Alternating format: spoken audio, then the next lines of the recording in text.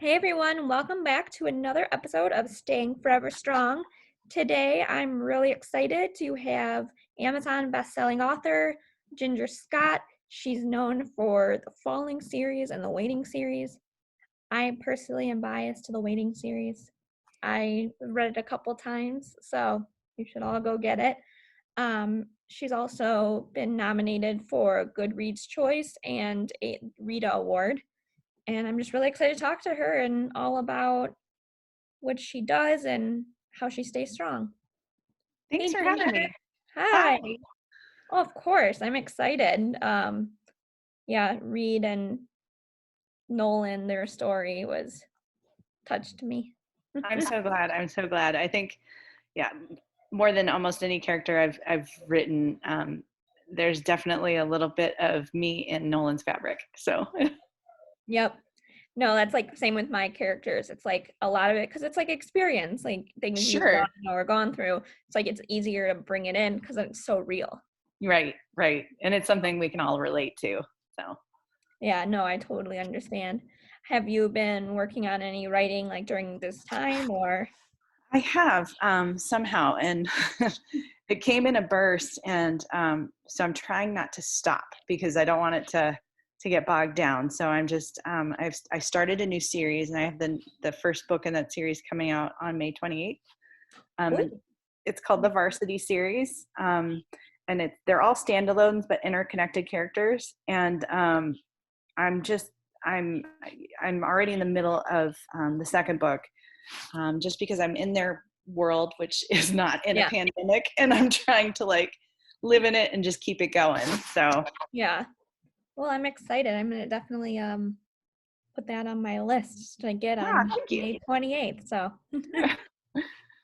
and yeah, so no, I totally get it. I haven't necessarily like worked on like writing, but I like done my blogging and stuff, and it's sometimes hard to it's nice because you get away from Yeah, what's going on in that world.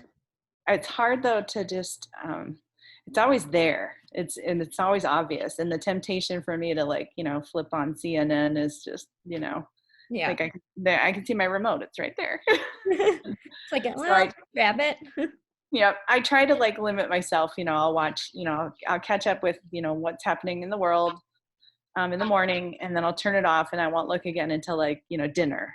Um, because it's the depressing stuff is not going to change throughout the day. It's going to be the same No, story I read in the morning. So I try to exactly. not consume myself with Yeah, it gets hard because it's like all negative. It's like there's very it. rarely any positive of There's anything. not a lot of hope. I mean, other than the amazingly courageous stories, and the profiles that you see on people that just there's a lot of really good people in our Yeah, world, thank God. But we're we're going to need a whole lot of them. So yeah. And sometimes you hear more about the bad than the good, yeah, unfortunately, but there's so much good. it's louder. Yep. So what have you kind of, besides like writing and getting into those stories, what have you done to try and like help stay positive or strong like during these hard times? Sure. Well, I have a teenager. I have a 16-year-old. So, and he lives, and breathes baseball. So his season was cut short, which was difficult. And it was his first season on varsity, and he worked so hard to be, the young one on varsity. And but we've had a lot of talks. He has 2 more years, and he and I do things together. I usually I hit tennis balls at him to field like ground balls. Oh, there's someone behind you. So, um, um, I'll hit him things to field ground. okay. Hi. To field ground balls, like I hit him tennis balls and stuff like that, and we'll do that just to kind of like keep him. It's nice for me because then I'm doing something active, and I'm we're bonding, parent, mother son thing. Yeah. But I mean, I know for him it's still hard because it's still not the real thing. It's still not the coach and all of Yeah. that. He's got a hitting station set up in the garage that he uses all hours of the night. And sometimes it'll be 1 a.m. and I'll hear ka-tink, and I'm like, oh, there he is. There he is. But things in Arizona where I live are starting to kind of open up. So as a parent, you have that constant worry of be careful. Yes, I know I can't like lock you in your room forever, but Yeah. just, if you're going to go to the gym, if you're going to go to practice, let your mom be crazy and douse you in sanitizer because I'm gonna. Yeah. So I've just been spending a lot of time with family. That's helped. Definitely a lot of Netflix. My husband does go to work, but he's the only person in his office during all of this. So he's kind of quarantined at work. Yeah. Um, he does social media and video editing and stuff like that for Oh, for cool. our municipality. So he's been busy doing a lot of informational videos about That's, things, and what's closed and what's open and how to be safe and stuff like that. So usually he needs to decompress when he gets home. So, we made it through all of Ozark. We made yeah. we made it through a couple of different shows. Upload, which is the new show on Amazon Prime, is Oh, so adorable. And I'm trying to tell every one of my romance reading friends, you have to watch it. They're half-hour episodes, and we gobbled it up in like 4 days. It was so cute, so cute. we And have it. So we have Prime, so we might have to check it out oh, then. it's adorable. It is so adorable. I loved it, loved it, loved it. And I want the next season now. I want it now. Yeah. So just a little bit of that, just trying to kind of like appreciate the regular things that you can control. One of our favorite things to do is eat out, and you can't really, it's just nice to have someone take the dishes away. But Yeah. we have been trying to order in, and we've been trying to go to, some of those smaller restaurants that are more, mom and pop that need the support. Yeah. So we have a taco joint near us, and we have hit that place up a lot. Yeah, we've done that too. We've definitely like gone to like all of our, like a lot of our favorite restaurants that like they're doing curbside or takeout. Yeah. We're using them as like besides cooking also, but Right. Yeah. so it's like a little bit of a both, like a mix. Yeah. Yeah. And then the weather in Arizona well, it's starting to get really hot now, but it's, Mm. since this started, it's been really great weather. Oh, that's So I've been getting outside a lot. Getting really good at hiking. good. So there's that. Yeah. Did do you guys have like a pool or anything at your house we, or? we do. Yeah, we do. And it's, so I got to spend the last couple of weeks like working on perfecting my, the chemicals and keeping it clean. So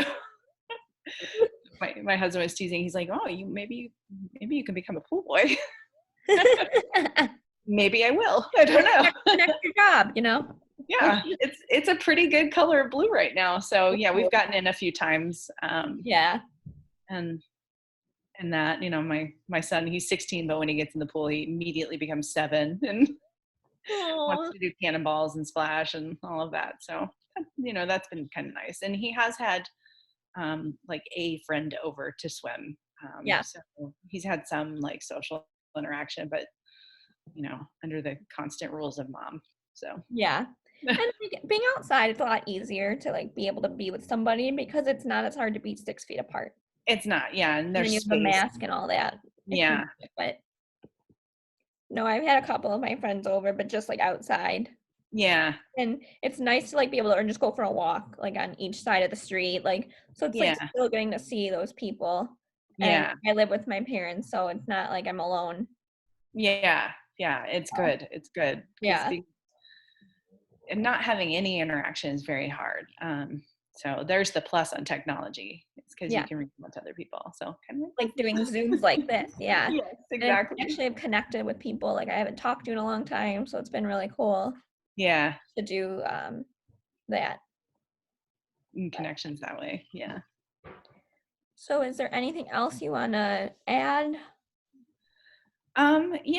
Just for me, writing wise and kind of mission wise, mental health has always been something incredibly important to me, and I think it's definitely at the forefront of a lot of our minds right now.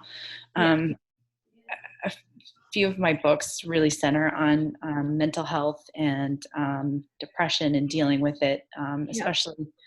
especially as teenagers, which I write a lot of young adult, tends to be more mature young adult. So it deals with some of those heavier topics. Um, but I don't want it to just be a focus that's just now because we're in this strange time in a pandemic. I think you should always be aware and approachable and have conversations about yours and your loved ones' mental health.